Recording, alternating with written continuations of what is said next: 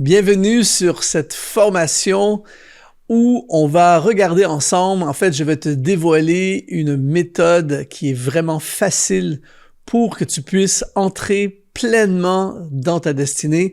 Le sujet de la destinée est un sujet fascinant. En même temps, est un sujet qui suscite énormément de questions. Je m'appelle Luc Dumont, si tu ne me connais pas. Ma mission dans la vie, c'est simple, c'est d'aider le plus grand nombre possible de personnes comme toi à découvrir et réaliser leur destinée. Et c'est ce qui a mis sur mon cœur de créer cette formation et de la faire gratuitement pour que le plus grand nombre de personnes puissent en bénéficier. Et donc, j'ai appelé ça la méthode facile pour réussir ta destinée. La destinée suscite énormément de questions. Je reçois des messages, des emails, des appels, des rencontres à toutes les semaines de gens un peu partout dans le monde qui posent plein de questions. Alors, j'ai vraiment eu à cœur de créer ce programme pour démystifier la destinée, pour te donner également le plus de valeur possible afin que toi aussi tu puisses découvrir ce que Dieu a prévu pour toi et surtout le réaliser. Et je veux t'annoncer aujourd'hui que c'est très, très possible. Alors, au travers des prochaines minutes de ce programme, on va regarder ensemble vraiment étape par étape. Je vais essayer de te rendre ça le plus clair possible, le plus simple possible pour que tout de suite après cette vidéo, cette formation, tu puisses déjà commencer à mettre en place dans ta vie des systèmes, des choses, des principes pour que tu puisses exploser ton avenir, entrer dans les plans merveilleux de Dieu et découvrir à quel point la destinée, c'est extraordinaire. La destinée, en résumé, c'est le plan de Dieu pour notre vie, ce que Dieu a prévu pour toi. Je t'encourage à rester jusqu'à la fin parce qu'à la fin, j'ai prévu des bonus pour toi. J'ai prévu qu'il y a des choses vraiment intéressantes. Te dire également, avant d'entrer dans le vif du sujet, que si jamais ça t'inspire vraiment et que tu désires aller encore plus loin que cette formation et d'avoir encore plus de réponses à tes questions, j'ai créé un programme complet qui cette fois-ci dure des heures, une dizaine de modules sur plusieurs heures, qui s'appelle « Comment entrer dans ta destinée cette année ». Alors, si jamais ça t'intéresse, eh bien, sous cette vidéo, il y a un lien qui pourra te conduire vers cette formation et là, tu auras encore plus d'informations, plus de détails, mais j'en dis pas plus pour l'instant, on regardera ça plus à la fin. Alors, aujourd'hui, on va regarder ensemble ce que j'appelle les mystères de la destinée. La destinée, c'est ce que Dieu avait en tête lorsqu'il nous a créés. Et beaucoup de gens, malheureusement, passent leur vie complètement à côté de ce pourquoi ils ont été créés. Et en fait, une des choses qu'il faut absolument que tu réalises, et là, je vais utiliser un tableau, et là, je vais te dire tout de suite, en commençant, tu vas réaliser très rapidement que mes dons je n'ai pas été doué, on va dire, pour le dessin, mais j'aime beaucoup illustrer ce dont je parle. Alors, je vais utiliser un peu de tablette ici, mais s'il te plaît, aie compassion de mes talents de dessinateur, ce n'est pas ça le focus. Mais je vais illustrer, en fait, ce que j'appelle le danger de passer à côté de sa destinée, le danger de ne pas réaliser sa destinée. Alors, ici, par exemple, j'appelle ça le voyage de la destinée. En fait, la destinée, ce n'est pas une destination, c'est un voyage, le voyage de ta vie.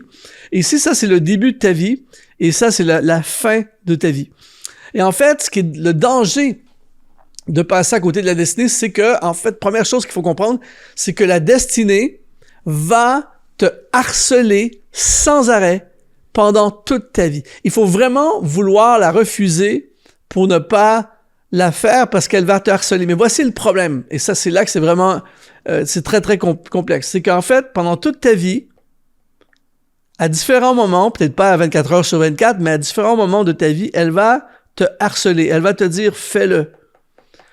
Toutes sortes au travers, tu vas entendre une prédication à l'église, tu vas lire un livre, tu vas vivre quelque chose émotionnellement, tu vas avoir une conversation avec quelqu'un, tu vas voir quelque chose.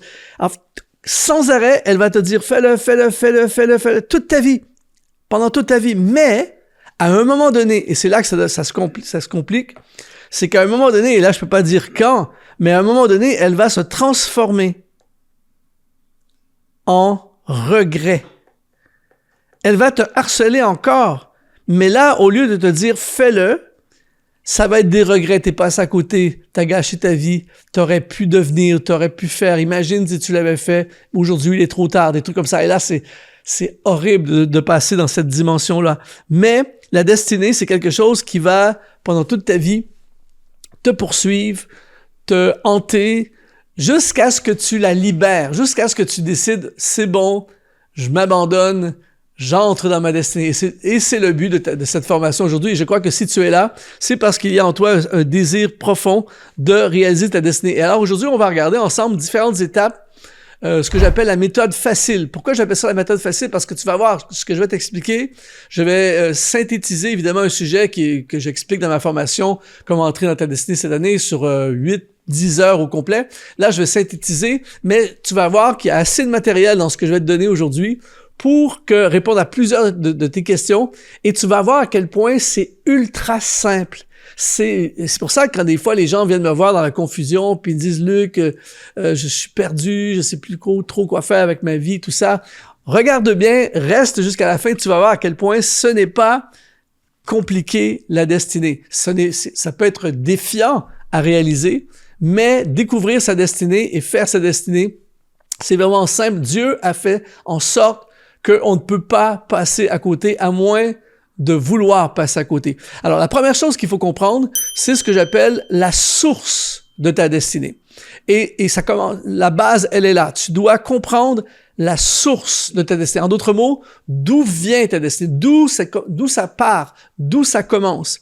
Et l'apôtre Paul nous dit dans Éphésiens chapitre 2 au verset 10, il dit, un passage extrêmement puissant, « Nous sommes son ouvrage, ayant été créés en Jésus-Christ pour de bonnes œuvres que Dieu a préparées d'avance afin que nous les pratiquions. » Et donc, la base de cette formation aujourd'hui, c'est Dieu. C'est-à-dire que la fondation sur laquelle nous bâtissons ce programme, cette formation, c'est sur le fait que Dieu est à l'origine de notre destinée.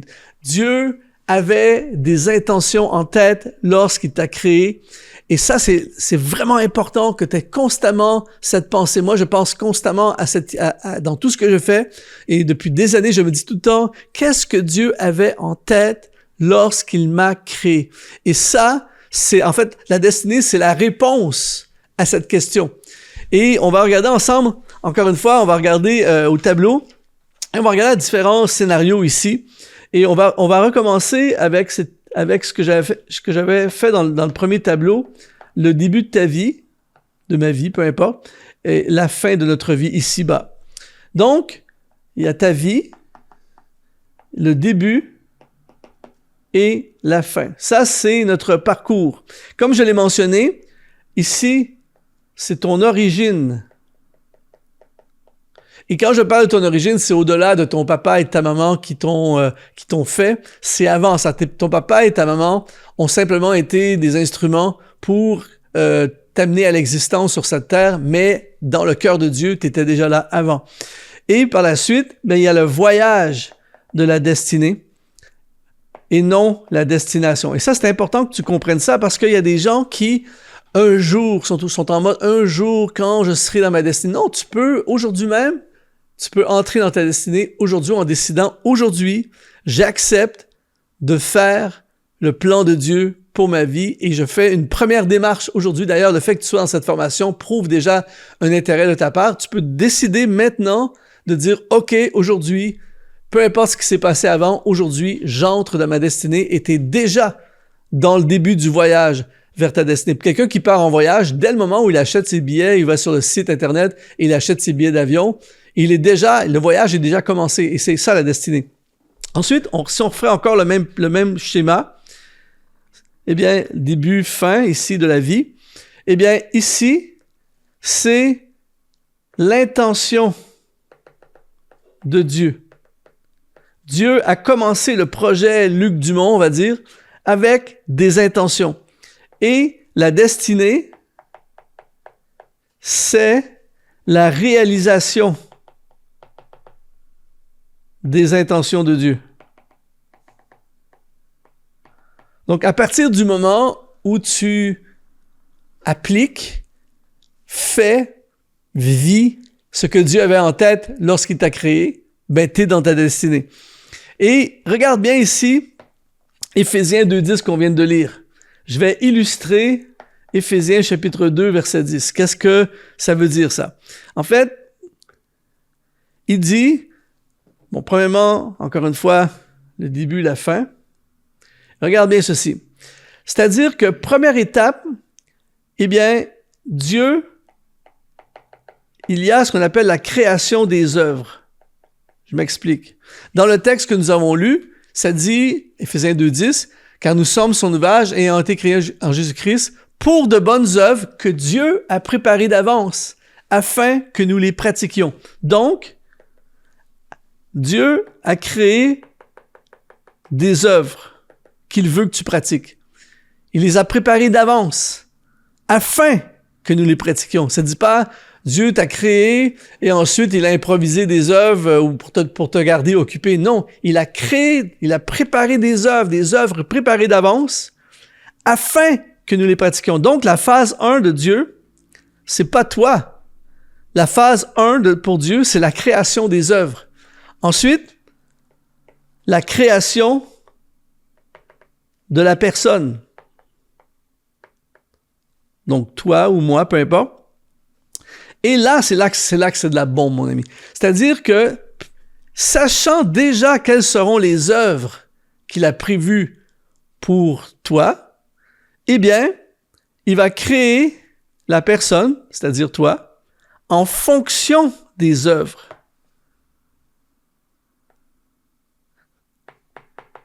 Ça, mon ami, c'est hallucinant. Quand tu as compris ça, tu viens déjà de passer dans une autre dimension.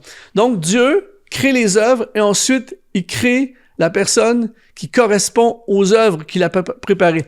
Et donc, c'est pour ça qu'à la base, il faut se connecter à la source de la destinée. Et là, je vais aller encore plus loin dans cette pensée. On va dire, par exemple, que les œuvres, et là, je vais prendre un scénario simple, là, mais on va dire que les œuvres qu'il a préparées pour la personne, on va dire que les œuvres, c'est chanter, faire des concerts, performer, tout ça, faire des albums et écrire des chants. Disons que ça, c'est les œuvres que Dieu a préparées. Donc, Dieu crée ça en premier. Il crée des œuvres. Chanter, faire des concerts, faire des albums, écrire des chants, tout ça, ça, c'est les œuvres. Et ensuite, la création, c'est-à-dire la personne connectée à ses œuvres. Donc, puisque Dieu est intelligent, il ne fait pas les choses sans qu'il y ait aucune... Dieu est toujours conséquent dans ce qu'il fait. Eh bien, il va créer quelqu'un qui a le talent pour chanter. Il va créer quelqu'un qui a une capacité d'adaptation au voyage, parce que la personne va faire des concerts. Ensuite, il va lui donner le talent dans la composition et il va lui donner également le charisme pour entretenir des foules. Et je t'entends presque dire amen au moment où je suis en train de faire ça. Pourquoi? Parce que il fait, si on reprend encore la destinée, il fait en numéro 1 les œuvres et en numéro 2 la création, la créature ou la création. Donc, si je résumais ça, ce que je viens de te montrer, c'est tu as été créé, ça tu pourrais même prendre ça en note, tu as été créé pour ce que tu dois accomplir. Ce que tu dois accomplir. Wow, wow, wow. C'est comme ça que Dieu fonctionne. C'est pour ça que, et on va le voir dans quelques instants, c'est pour ça que dans le point numéro 2 qu'on va regarder maintenant, c'est ce que j'appelle le pouvoir des talents. La réponse à la destinée, la réponse au plan de Dieu pour ta vie, c'est tes talents.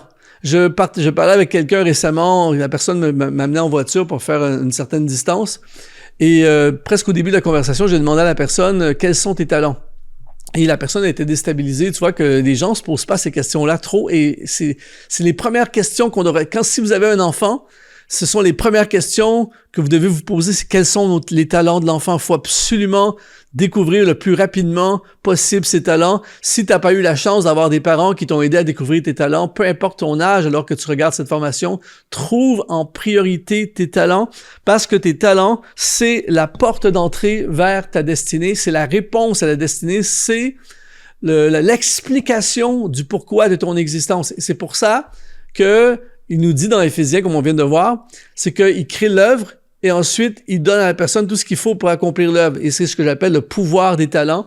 On lit par exemple dans 1 Pierre chapitre 4 au verset 10, « Comme de bons dispensateurs des diverses grâces de Dieu, que chacun de vous mette au service des autres le don qu'il a reçu. » Et là, encore une fois, on va retourner dans le tableau. Et là, je vais encore une fois, c'est tellement simple, mais c'est tellement puissant et que ça va clarifier. Je t'assure, à la fin de cette formation, tu n'es plus au même endroit dans ta vie par rapport à la destinée. Première chose, il dit comme de bons dispensateurs. Les dispensateurs, encore une fois, en langage contemporain, c'est pas un mot que moi, personnellement, en tout cas, je parle pas, c'est rare que je dis, toi, est-ce que tu es un bon dispensateur? C'est pas un langage contemporain, mais dans le texte grec, ça veut dire également gestionnaire ou manager. Comme des bons gestionnaires des diverses grâces ou comme des bons managers des diverses grâces.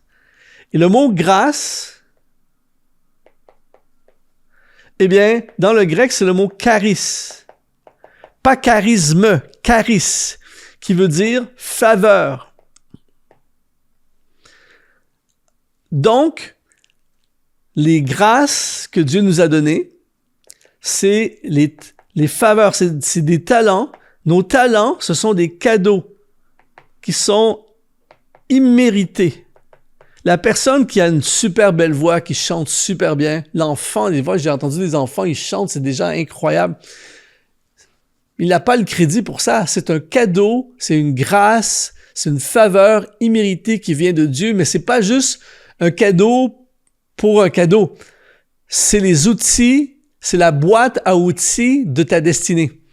Et donc, comme des bons gestionnaires, en d'autres mots, tu es le manager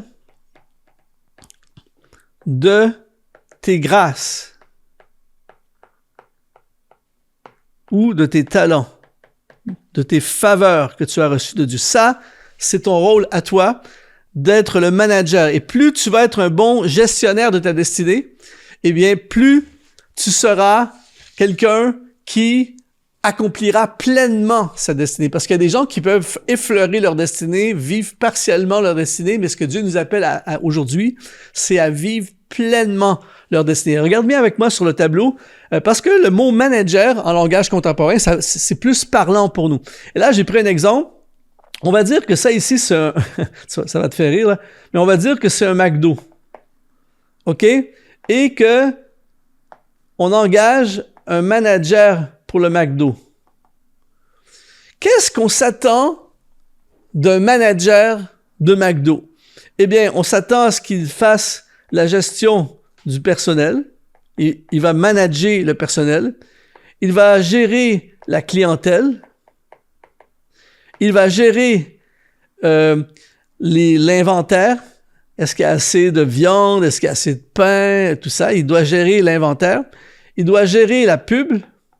En tout cas, s'assurer que la pub est faite pour le restaurant. Il va aussi gérer, s'occuper de l'aspect administration pour s'assurer que ça fonctionne administrativement. Donc, lorsqu'on engage un gestionnaire, un dispensateur, un manager pour le McDo, eh bien, on s'attend qu'il fasse fonctionner le McDo à son plein potentiel. Et pour faire ça, ben, il doit gérer le personnel, gérer la clientèle, gérer l'inventaire, gérer la pub, gérer l'administration, s'assurer que tout fonctionne. Ça, c'est dans le but. Le but, c'est réussir le mandat du manager. Si le manager fait pas ça, qu'est-ce qui va arriver? Il va être licencié ou le McDo va faire faillite. Donc, le manager a un rôle primordial dans le succès de cette franchise de McDo. C'est pour ça qu'on engage un manager. Maintenant, on va transporter ça maintenant à tes talents. Donc, on a vu que les diverses grâces, on a vu que c'était les charismes. Ça, et on a vu que toi, tu es le gestionnaire ou le manager de tes talents. Donc ça, c'est toi. Et ça, c'est tes talents. Et c'est charisme. On va reprendre le même exemple qu'on a pris tout à l'heure de la personne qui chante. Il a créé le chantier, chanter, faire des concerts, faire des albums, écrire des chansons. Et ensuite, il y a la création, la personne, l'œuvre qui est le chanteur. Maintenant, la personne est gestionnaire, manager de ses charismes. Alors, qu'est-ce qu'on s'attend? Eh bien, les charismes qu'elle a reçus, cette personne-là, c'est d'être capable de chanter, écrire des chansons. Ce sont des talents qu'elle a. Produire des albums, faire des concerts, chanter en public, tout ça. Et on va dire live, ce qu'on appelle la performance. Donc ça, c'est des talents que la personne a reçus. Maintenant, elle est manager de ses talents. Donc, pour que sa destinée soit à son plein potentiel, c'est qu'elle doit amener, en tant que manager, ses talents à leur plein potentiel. Parce que, tu le sais, il y a des gens qui ont le talent de chanter, ont le talent d'écrire des chansons, mais qui vont pas nécessairement s'en occuper. Comme le manager du McDo qui s'occupe pas de ses employés, et tout à coup, les employés s'en vont, ils volent la caisse, ils s'occupent pas de l'inventaire, et tout à coup, il nous reste plus de viande ce soir, désolé les clients, vous devez repartir, ils s'occupent pas de l'administration, les impôts, ils payent pas les impôts, tout ça, et à un moment donné, ça va mal tourner.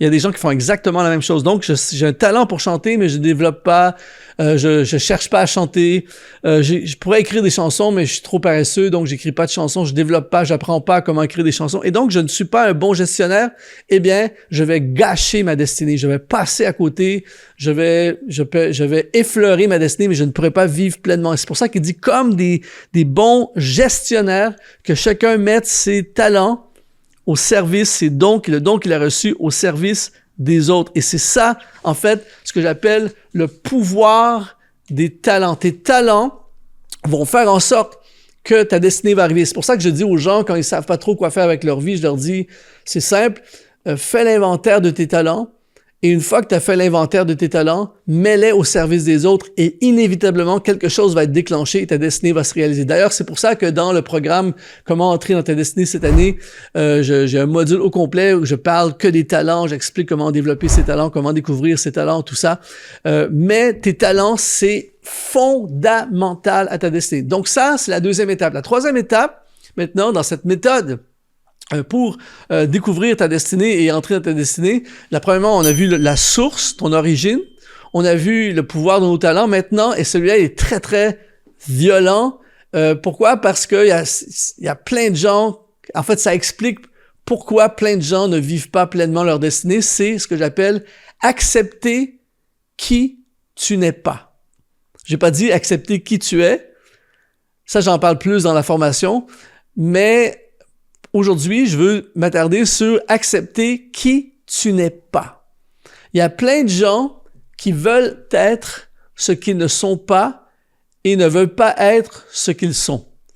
Et le développement, la découverte, le déploiement de ta destinée commence par une réalisation, ça c'est super important, une réalisation et surtout une acceptation de ce que tu n'es pas. Et je lisais il y a quelque temps de ça, je ne sais pas si tu as déjà entendu parler de cette œuvre d'art célèbre, on nous dit l'un des plus grands œuvres d'art une des œuvres, on dit vraiment que c'est l'une des œuvres les plus remarquables de l'histoire de l'art, c'est la statue de David qui a été achevée en 1504 par un artiste qui s'appelle Michel-Ange. Et on a posé la question à Michel-Ange, on lui a dit, mais comment as-tu réussi à faire une œuvre, c'est une sculpture, à faire une œuvre aussi remarquable? Et il a répondu sans hésiter, c'est simple, j'ai tout simplement enlevé tout ce qui n'était pas David. Et j'ai trouvé ça tellement intéressant, tellement bon comme image, parce que le plus gros problème des gens, et là je te parle avec connaissance de cause pour avoir parlé, conseillé, coaché, j'ai arrêté de compter le nombre de personnes au fil des ans, et beaucoup de gens, c'est énorme le nombre de personnes qui aspirent à être et qui s'entêtent à vouloir être ce qu'ils ne sont pas, et qui ne voient pas ce qu'ils sont, et donc ne développent pas et n'investissent pas et ne déploient pas ce qu'ils sont. Ils passent leur vie à vouloir être ce qu'ils ne sont pas, et c'est tellement triste. Ils veulent en fait le plan de Dieu pour les autres. J'aimerais tellement chanter comme elle, j'aimerais tellement avoir une grosse église comme lui, j'aimerais tellement pouvoir voyager comme elle, j'aimerais tellement pouvoir faire des hautes études comme lui, j'aimerais tellement pouvoir avoir des entreprises comme lui, tout ça. Mais la vérité, c'est que on n'a pas nécessairement reçu ce qu'il faut pour le faire. Rappelle-toi de la première section de cette formation où Dieu a créé les œuvres et ensuite il a créé le prototype pour faire les œuvres. Alors, si les œuvres impliquent de démarrer et de lancer et de réussir des business, ben ça veut dire que quand il t'a créé, il a mis en toi tout ce qu'il faut, et ça prend beaucoup pour pouvoir faire ça, l'esprit entrepreneur, la capacité de porter la pression, de maîtriser le risque, etc., etc. Et il y a des gens qui n'ont pas ça.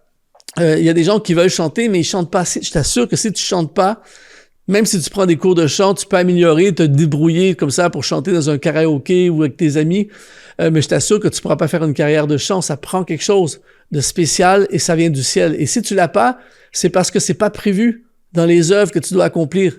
C'est pas prévu que tu chantes pour gagner ta vie, par exemple, dans les œuvres que tu dois accomplir. C'est pas prévu que tu démarres des entreprises. C'est pas prévu que tu fasses ta vie à voyager si t'as pas ça en toi, tu vois. Donc, Dieu fonctionne comme ça. On a un bel exemple dans la Bible, un exemple que j'élabore davantage dans la formation « Comment entrer dans tes destinées » cette année, mais on a l'exemple de David. J'aime beaucoup cette histoire où David va affronter Goliath et le roi Saül, qui lui aurait dû être celui qui affronte le géant Goliath, refuse d'y aller, il laisse le jeune David, mais il lui impose son armure, il dit « Prends mon armure et va te battre avec lui ». Et David a fait quelque chose d'énorme, a eu un moment de conscience personnelle gigantesque que très peu de gens ont. Il a refusé l'armure du roi avec la pression qui vient avec de vouloir plaire au roi, tout ça, et ça devait être la meilleure armure qui existait pour toute l'armée, mais il a refusé ça parce que c'est pas lui, il dit c'est pas moi. Et en fait, regarde avec moi sur le tableau, encore une fois des dessins à la Luc Dumont là, mais regarde bien et tu vas comprendre cette puissance, la puissance de accepter qui tu n'es pas. Ça ici, c'est Goliath. OK, je ris de moi-même là. Goliath et Goliath. Ah, tu as compris que je vais pas faire carrière, j'ai pas été équipé pour faire du dessin. Je m'entête pas avec ça, j'essaie juste d'en faire un peu comme ça, mais j'essaierai pas de te revendre mes dessins, t'inquiète. Mais Goliath ici, on dit qu'il mesurait près de 3 mètres.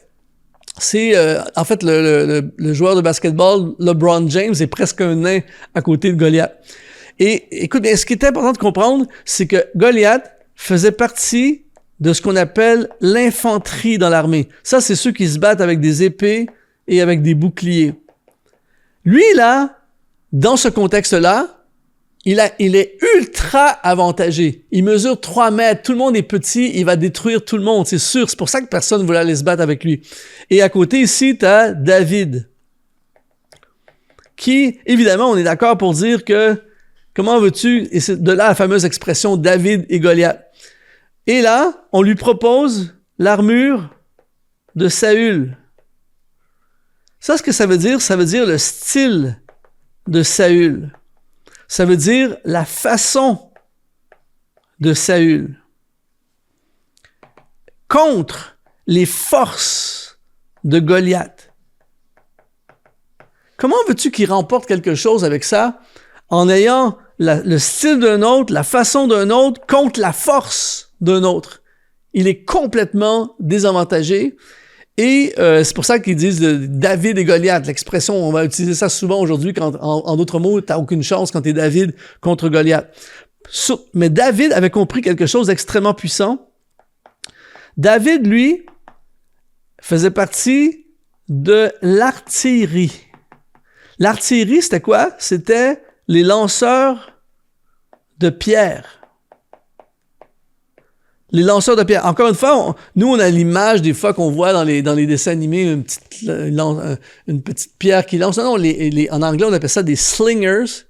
Et c'était tellement puissant qu'ils pouvaient attraper des oiseaux dans le ciel, tuer un oiseau dans le ciel. C'était vraiment une spécialité de l'infanterie.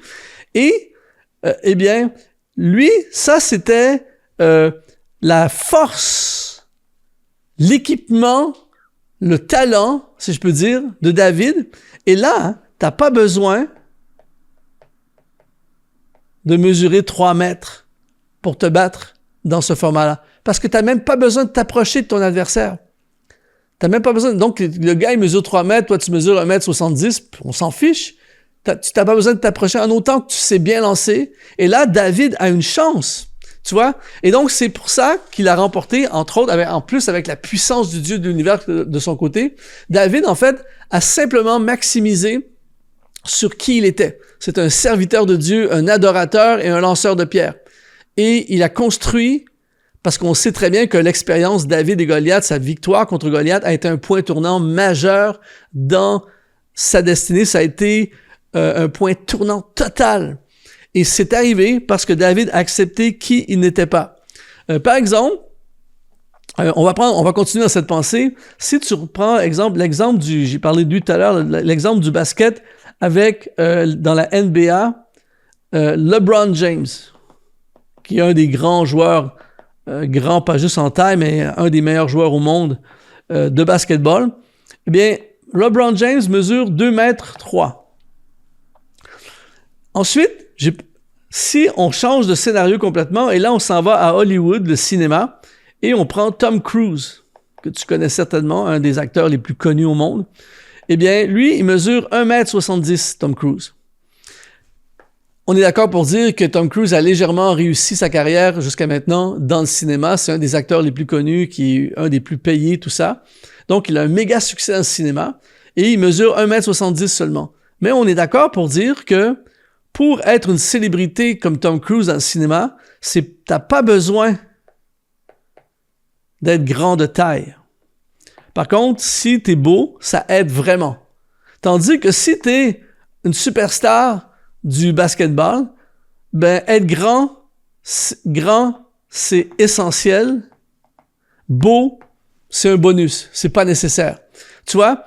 Et donc, l'idée, c'est l'infanterie de Goliath, il faut que tu sois grand. L'artillerie de David, c'est pas nécessaire. Et ça revient en fait à ce que je te disais dans la première section de cette formation. Dieu a créé le chantier, a créé les œuvres. Ensuite, il a créé la personne qui va accomplir ses œuvres. Et donc, il te donne ce que tu as besoin pour accomplir ses œuvres. Donc, tu as simplement besoin, toi et moi, on a simplement besoin d'accepter qui on n'est pas. Si je ne suis pas grand, ça veut dire que j'ai pas besoin, dans ce que Dieu m'appelle à être et à devenir, ce n'est pas nécessaire d'être grand. Si je ne suis pas manuel, je ne suis pas talentueux, j'en suis un exemple, moi, c'est galère manuel, je t'assure, j'ai essayé, tout ça, c'est vraiment 100 fois plus compliqué qu'un autre pour moi de faire. Mais si je regarde tout ce que j'ai fait dans ma vie jusqu'à aujourd'hui, ce que Dieu m'appelle à faire, c'est pas nécessaire. Tu vois? Et quand tu as compris ce que tu n'es pas et que tu l'acceptes, tu te dis ce que je ne suis pas, peut-être qu'on aurait voulu avoir ça, tout ça, mais en mode destinée, c'est pas nécessaire. Tu as tout ce qu'il faut pour ta destinée. Concentre-toi sur ce que tu es, et ce que tu es va vraiment être sollicité, et tout ce que tu n'es pas, ça veut dire que ce n'est pas nécessaire pour ta destinée. Alors, ça canalise énormément la direction de ta vie. Donc, ça, c'est la 3e étape. Maintenant, la 4e étape, c'est ce que j'appelle l'analyse de rétroaction. Ça, c'est ultra important d'appliquer ça dans ta vie. L'analyse de rétroaction, en fait, c'est un monsieur qui s'appelle Peter, je vais l'écrire ici, un monsieur qui s'appelle Peter Drucker. C'est pas dans la Bible, là, mais M. Peter Drucker a simplement mis des mots à des principes qui sont dans la parole de Dieu. Mais Peter Drucker, en fait, qui était un des grands spécialistes du management et tout ça, c'est lui qui appelait ça, en fait, il appelait ça en anglais le feedback analysis. L'analyse de rétroaction. Je vais l'écrire ici. Analyse de rétroaction. L'analyse de rétroaction, en fait, c'est très simple. C'est de simplement retourner en arrière dans ta vie, on va dire 10 ans en arrière, et d'observer qu'est-ce qui a fonctionné dans ta vie dans les derniers 10 ans.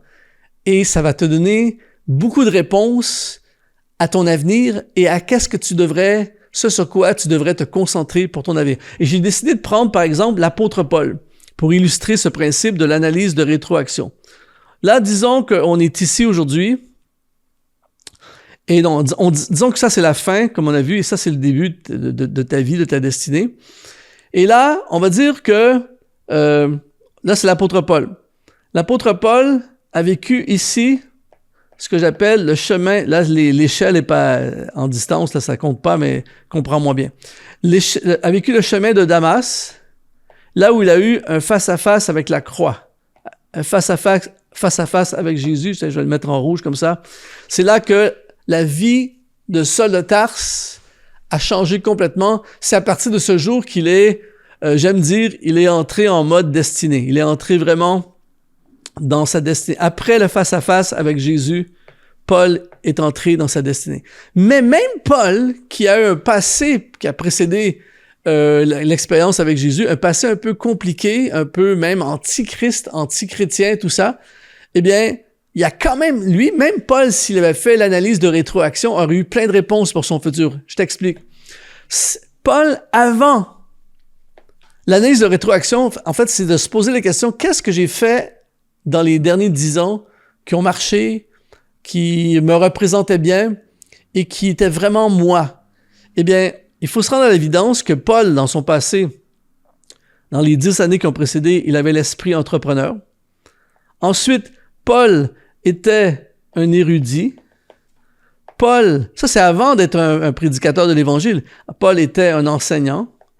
Il était à fond dans la loi. Il était également un activiste.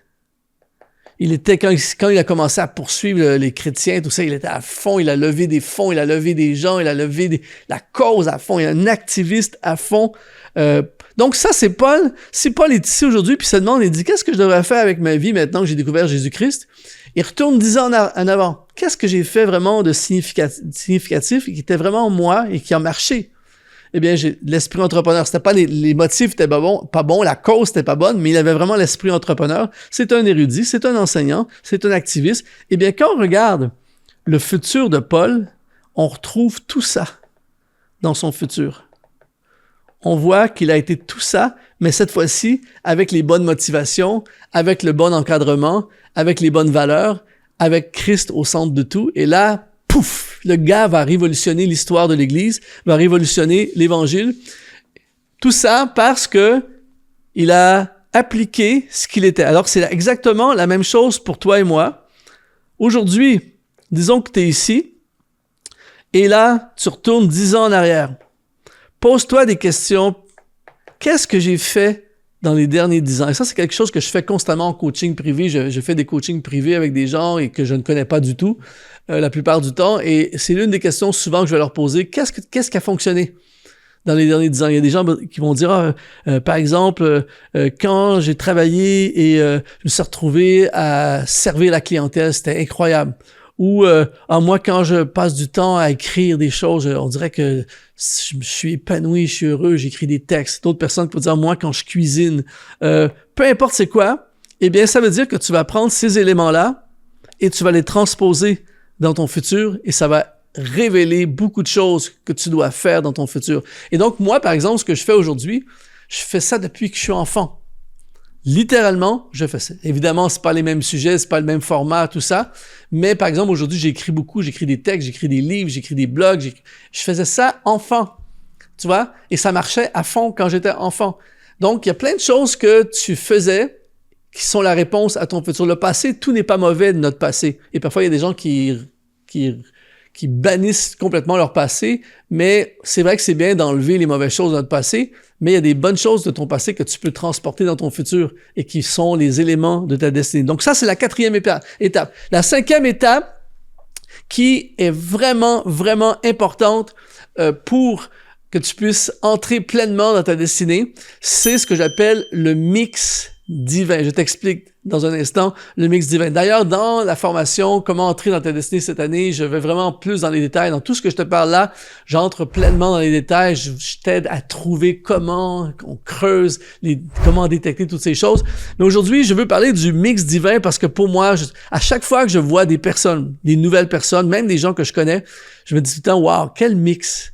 Mix, ça voudrait dire un mélange. Et on a l'explication dans Romains chapitre 9 au verset 21.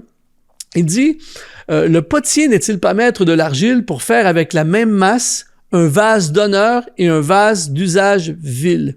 Et là, je vais m'arrêter sur le potier, qui est en fait celui qui forge la poterie. Mais il dit le vase, mais il dit avec la même masse. En fait, il va prendre une masse et il va forger quelque chose avec. Et le mot masse en grec, je vais l'écrire ici sur le tableau, le mot masse en grec, c'est le mot furama, qui veut dire un mélange, communément appelé un mix. Et ça, c'est la réponse à ta destinée. Le problème, c'est que justement, c'est un mélange. Et quand on a un mélange, on ne sait pas exactement qu'est-ce qu'il y a dans le mélange, à moins d'être celui qui a fait le mélange. Je ne suis pas un expert en cuisine, mais j'ai pris l'exemple d'une soupe. Tu sais, des fois, on mange une soupe et tu te dis « Wow, c'est tellement bon cette soupe », mais tu n'as aucune idée qu'est-ce qu'il y a dedans, ou tu peux avoir quelques idées si tu connais un peu les goûts, tout ça, mais tu peux pas dire exactement. Mais par exemple, là, j'invente une recette. Ne suis pas ma recette, s'il te plaît. Mais par exemple, dans une soupe, on peut avoir de l'oignon, on peut avoir des tomates, on peut avoir du poulet. Je suis en train de faire le genre de soupe que moi j'aime. On peut avoir du céleri.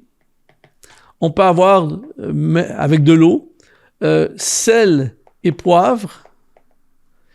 On peut mettre des carottes dedans. Et donc, moi, disons que je fais, et là, ça donne le mix. Disons que je prépare une soupe, et là, personne ne me voit, je suis dans la cuisine tout seul, et là, je mets des oignons, je mets des tomates, du poulet, du céleri, de l'eau, sel et poivre, carottes, tout ça, je mélange tout ça, je fais bouillir, et là, je sers ça, et les gens vont dire « Oh, wow, c'est bon ta soupe », ils vont peut-être appeler ça une soupe au poulet, tomate, je sais pas trop. Ils vont savoir, ils vont dire peut-être qu'il y a du poulet, ils peuvent détecter quelques trucs, mais en plus, les vrais cuisiniers vont ajouter, c'est ça le truc là, ils vont ajouter, point d'interrogation, des trucs qui vont donner le goût incroyable, mais tu sais pas c'est quoi. Tu as une idée, tu vois certains trucs, mais tu sais pas l'ensemble. Mais pour que la soupe, écoute bien ceci, pour que la soupe soit vraiment le mix, soit vraiment le prodige que tu es en train de manger, eh bien, il faut qu'il y ait tous ces ingrédients ensemble. C'est ça le mix, c'est pas juste des tomates puis du poulet. Il y a des gens ils vont être seulement tomates poulet. Ils vont déployer simplement une partie d'eux-mêmes. Et c'est là l'erreur. Je vais aller plus loin. On va regarder à l'apôtre Paul. Encore une fois, on va revenir à l'apôtre Paul. L'apôtre Paul, on est d'accord pour dire que le gars a eu une destinée hallucinante. Il a révolutionné l'histoire de l'Église. Il a impacté. Il a écrit plus de la moitié du Nouveau Testament. Le gars, c'est énorme. Mais Paul, pour que ça arrive, ça, c'est un mix de plusieurs choses. Paul était un prédicateur. C'était un écrivain. C'était, on l'a vu, un entrepreneur. Excuse mon écriture. C'était un activiste. C'était un leader. C'était un formateur. C'était un ambassadeur. C'était un érudit. C'était un coach. C'était un mentor. Et là, je pourrais même en rajouter encore. Et donc, il est le mix de tout ça. Et c'est tout ça mixé ensemble, déployé au service des autres, qui a fait de lui, eh bien, Paul, l'homme de Dieu extraordinaire qui a une destinée extraordinaire, puissante. Il a déployé tout ça. C'est ça le punch. Il a déployé tout ça. Et ça aurait été vraiment dommage, par exemple, que, disons, on fait une autre image de Paul qui représente beaucoup de personnes, ce que j'appelle un mix limité. C'est-à-dire qu'on va dire que Paul déploie juste ça. Écrivain et coach. On est d'accord pour dire qu'il aurait quand même fait quelque chose de bon, mais probablement qu'on ne connaîtrait même pas ses textes aujourd'hui, parce que qu'est-ce qui fait qu'on lit ses lettres aujourd'hui? C'est à cause de l'impact entrepreneurial qu'il a fait lorsqu'il a implanté des églises partout, il a défriché, il a déployé tous ses autres talents, tout ce qu'il était dans le mix. C'est ça qui fait qu'aujourd'hui, on lit ses textes. Tu vois? Et donc, s'il avait déployé seulement l'écrivain et le coach, mais il aurait déployé sa destinée partiellement. Il y a plein de gens qui sont comme ça. Ils sont un peu ce qu'ils pourraient être. Il y a des gens qui sont même pas dans le cercle. J'espère que c'est pas ton cas, mais c'est pas grave. Aujourd'hui, on est là pour t'aider à entrer dans ta destinée. Et donc, moi, je pense que le problème se situe là pour la majorité des gens qui viennent me voir, qui me conseillent, et ça me parle à moi aussi. La seule façon que tu vas vivre pleinement ta destinée, c'est en découvrant tout ce que Dieu t'a donné et en étant tout. C'est pour ça tu peux pas être comme quelqu'un d'autre, tu peux pas avoir le ministère d'un autre, tu peux pas avoir la carrière d'un autre, tu peux pas avoir la vie d'un autre, parce que c'est pas le même mix. Donc tu peux chanter comme elle, un peu comme elle, tu peux être pasteur comme lui, tu peux être un ingénieur et un écrivain comme un tel. Mais tu as plein d'autres choses dans ton mix que lui a pas, et lui a plein d'autres choses dans son mix que toi t'as pas. Et donc, à la fin, si tout le monde déploie ce qu'ils ont, ça donnera pas le résultat. C'est pour ça que, par exemple, si tu regardes Luc Dumont, Exponentiel, la musique, tout ce que j'ai fait jusqu'à maintenant, c'est assez rare comme modèle.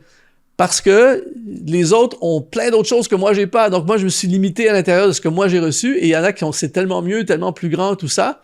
Et je peux pas essayer d'être comme eux, je peux juste être comme moi. Je peux juste déployer ce que j'ai. Et l'idée, c'est de libère ton trésor, libère ton mix. Le mix total de ce que Dieu a placé en toi. Et c'est pour ça que j'ai créé le programme, la formation complète, comment entrer dans ta destinée cette année, parce que je suis conscient que dans une seule vidéo comme ça, on pourrait pas aller en détail. Là, c'est une vidéo. Eh bien, dans la formation, j'ai une dizaine de vidéos comme ça, de presque 1 heure chaque, où on plonge dans chacun des sujets qu'on avait aujourd'hui et beaucoup plus. Je réponds à toutes les questions que les gens me posent sur le destin. Alors, c'est pour ça que si tu es resté jusqu'à maintenant, je suis ultra heureux.